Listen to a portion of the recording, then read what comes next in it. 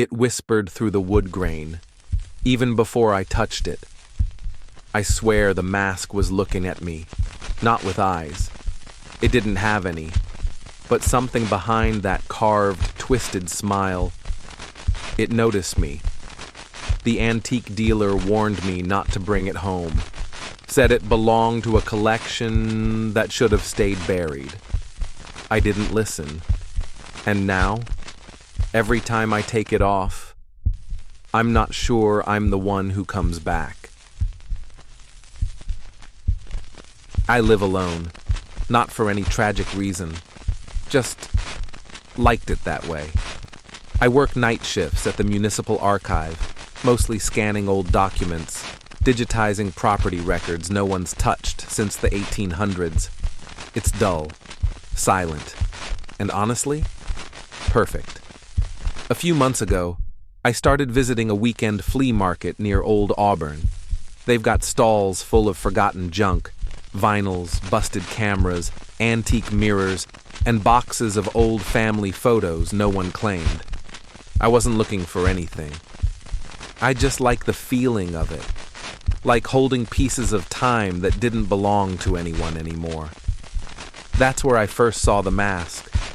It was hanging at the back of a canvas tent, carved from something dark, maybe teak or burnt maple. No eye holes, just a long grin, way too wide, and small ridged carvings curling around its cheeks like veins or branches. I asked the vendor, an old man with cloudy eyes and skin like wax, "How much for the mask?" He didn't answer at first, just stared at me. Then he said, "It's not for wearing."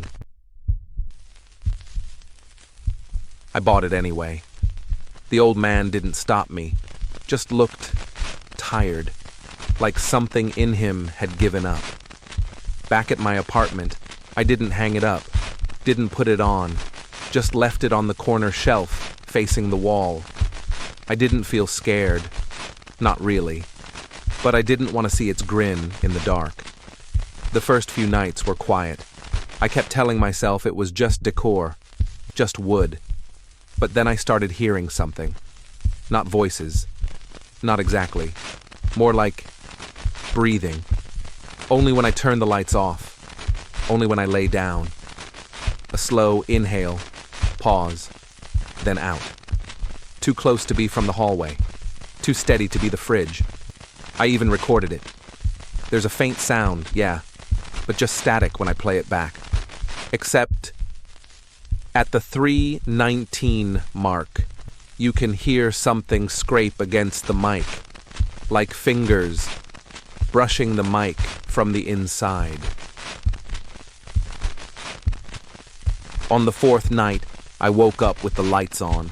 I didn't remember turning them on, didn't remember leaving my bed, but the mask was on my desk, facing me, not the wall, not the shelf, just there, centered, like it had been placed. I checked the door, locked. I live alone. So I laughed, because what else could I do?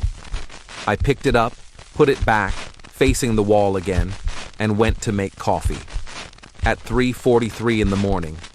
Next night, I tried something stupid. Set up a camera. Just my phone on a chair, facing the shelf. When I watched the recording, there were no jump scares, no sudden movement. But at 2:12 a.m., the camera glitched, for just a frame, and the mask was gone. Then the video froze, for exactly 7 seconds, and when it resumed, the mask was back. Only now, its grin looked wider. I don't know how to explain it. Same wood, same shape, but something about the smile. It had changed, like it had seen me, like it knew I was watching. That night, I couldn't sleep. I kept hearing it, not breathing this time. Something more, familiar. It was my own voice, software mimicking, repeating phrases I'd said during the day, but with no tone, just the words, like a bird mocking speech without understanding. And I swear, it laughed when I said, Good night. I finally brought it to someone. An antiques guy. Works out of a weird, overstuffed shop 3 towns over. He looked at the mask for maybe 10 seconds. Didn't touch it. Didn't blink. Then he walked into the back room without saying a word. Came back with an old photo. Sepia-toned. Worn. It showed 6 people in a clearing, standing in a perfect circle. Eyes closed, hands on their chests. In the center, the same mask. But it wasn't lying flat. It was standing, upright, on no support, casting a shadow longer than any of them. He tapped the back of the photo. Handwritten note. Do not wear. Do not face. Do not return. I asked him where he got the photo. He said nothing. Only stepped closer, lowered his voice like something might hear. It doesn't belong in this world. It never did. Then he asked me something that shook me. Have you started hearing your own thoughts when you're not thinking them? I stared, because yes, that had started last night. Words in my own voice, but thoughts I never formed, ideas I didn't want, whispers between my real thoughts, like something was learning how to be me. He told me to leave, said it was already too late.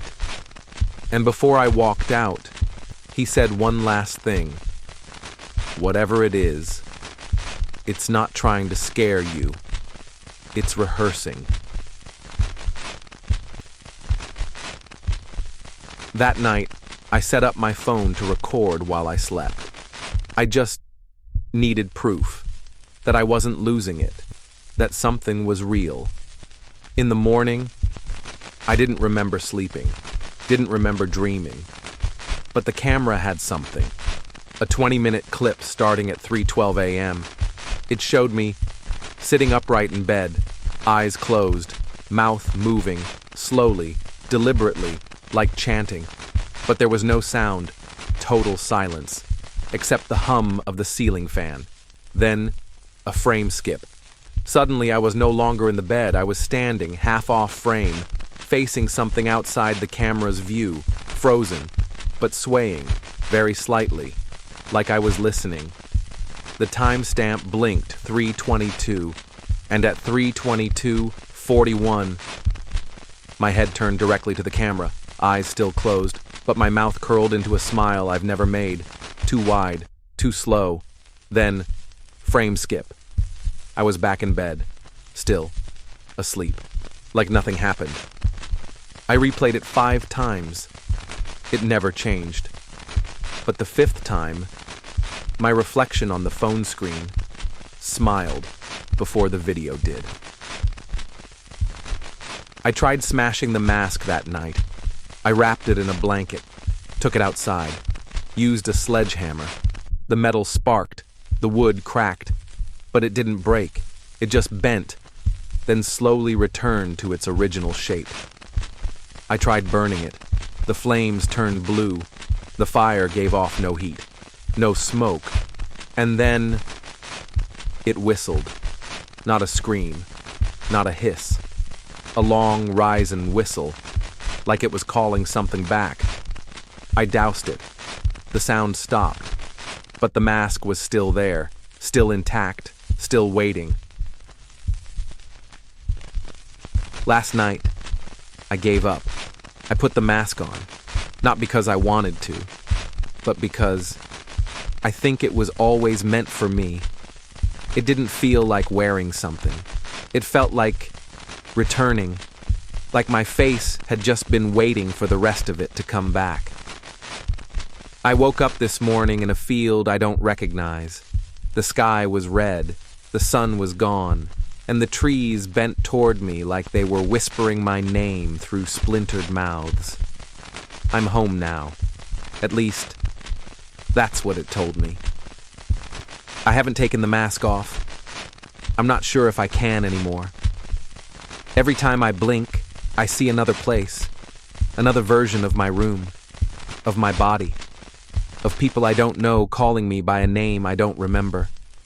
They smile when I speak, even though I'm not the one moving my mouth. If this video gets out, if you're watching this, don't touch it.